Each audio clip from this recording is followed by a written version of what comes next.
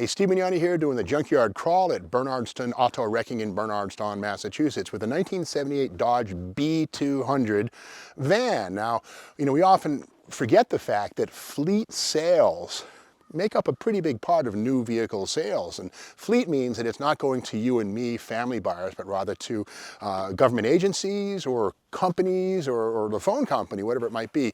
And this van is an example of that sort of a vehicle. It's a fleet van, but this is also a 78. So this again is the second generation Dodge van. The A100s ran 64 through 71, 70, 71, and of course 72 up till 78. They have this little short nose right here with exposed hinges, and it's kind of an interesting thing. 1979, things changed up, but again, if we look closely on this, we can see these slots right here on each side. When you lift the hood up, the hinge comes with it. It's kind of agricultural, I guess you might say, but with function. But again, this nose, 1978 was the final year for it. 1979 would bring something quite different, and that would be the more aerodynamic nose seen right here. We can see how it's a little bit longer.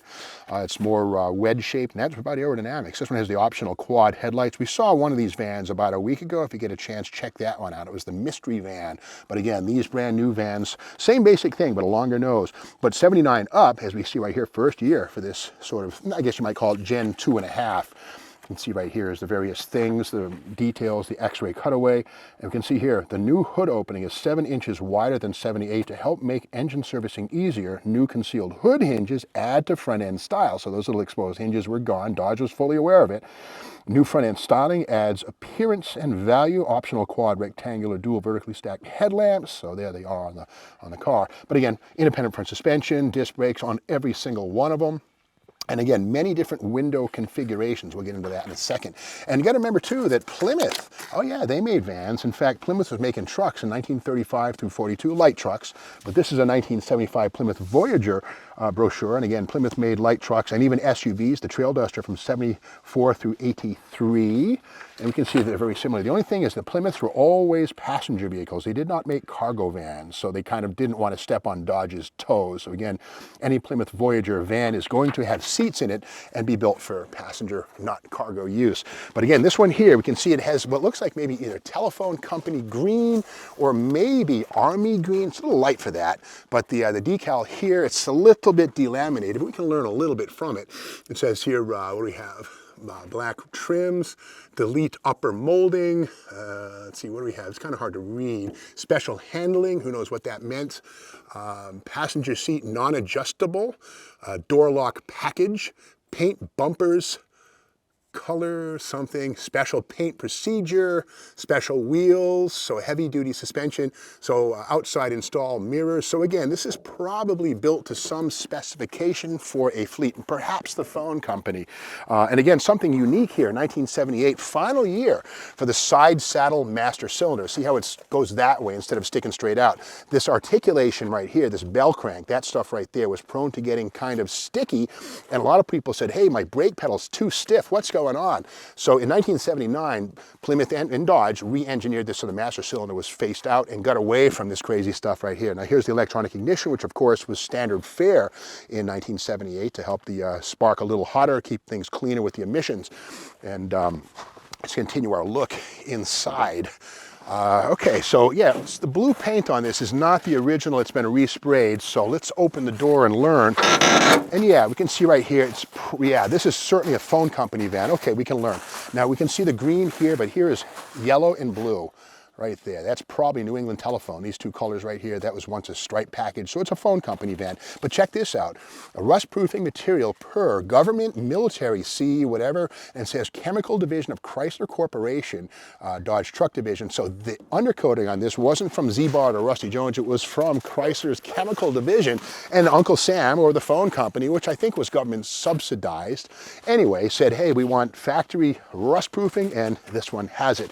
And now we look inside of this one, And kind of more on that fleet thing, this is a catalog right here from 1982. The Dodge People Movies, efficient, stylish, reliable. Look at the airport taxi. So this is about fleet. You got to remember that there were whole fleet departments at car builders or car makers where they catered to companies that sold taxis. And these were stripped down versions of cars with rubber floor mats, heavy duty seats, meant to haul people around. And yeah, there were vans. Here's one right here, the 82 Dodge Airport in van, as it were. And again, the fleet stuff, they even had their own catalogs right here, the Dodge People Movers. This is not something we're trying to sell you a car for your driveway, but rather fleets like the phone company or taxis. Now this one here again is a stripper. We can see it has the rubber floor mat, and in fact it's an automatic with the slant 6, the base engine, the 225. Got to remember too that 1978 was the final year you could get a big block in a 3/4 or a 1-ton van, but no more big blocks in 79 on, all 360s or 318s or slant 6s. And that radio delete plate, that thing sticking out of the dash, that thing right there, you can see those holes for the knobs and the receiver. Those are carved in there by somebody with a hot knife. That was a radio delete plate. This was so austere, yep, I said it again, austere, that it had no radio, but somebody just couldn't deal with the sound of silence, with props to Simon and Garfunkel, and they hogged out a hole and put their own radio in this thing. But again, we see here the codes, the tags right here. This is definitely a very stripped down piece. Built in Canada, you can see right here, here's the Made in Canada sticker. So done over the border, as a lot of Mopars were at the time. Now we see inside, this one here has windows on the passenger side over that way, but on the driver's side, solid body. You got to remember, there were numerous different ways that these could be pierced and built out at the factory. Windows all the way around, no windows, you name it. And again, for something like a phone company van, you wanted the security of no windows so people couldn't break in. But if the driver's getting into crashes because he can't see out that side, not good. So they would have the windows on that side, but not over here. Kind of interesting. Nothing too weird about that, but it was a thing. Okay, the back doors on this thing are the pull out like this. Certain models did have a big single sliding door, generally on the passenger vehicles. We open this up and there's more of that pale paint. Yeah, plywood floor covering. That's not factory, but that's somebody's add-on item. No problem with that. Somebody threw those buckets in the back right there. That's just, it's being storage. But again, the rust monster has come to play despite that Chrysler engineering undercover lab or undercoating lab. This thing's definitely starting to rot away.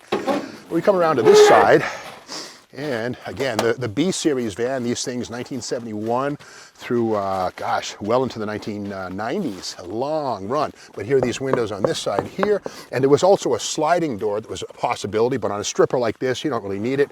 This is sealed shut. I'm not going to beat on it to get it out. This does have the 8 1/4 inch rear axle, Salisbury piece. The 8 3/4 was gone after 1974, so that's just a ho-ho, nothing, like a Volare Aspen type axle, not very strong. C-clips, nothing you really want. But anyway, driver's side door, let's open her up. And again, these are kind of cool. These are the Bostrom thin line seats right here, seen on strippers. No headrest baked into these things, kind of weird. These are also very useful if you're building a Hemi-Dart replica. These are pretty much what you want. But let's play the little game called What's in the Box? Okay. Oh, a tape. Oh, Aerosmith's greatest hits. Dream On, Same Old Song and Dance, Sweet Emotion, Walk This Way, Last Child. Pretty cool. Somebody had some good musical taste, so when they banged out that hole from the radio delete plate, they put a tape deck in there. Here is Send Help.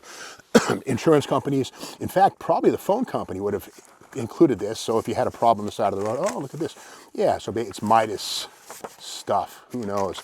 But yeah, Midas, but yeah, Send Help, Greenfield, Mass, right there.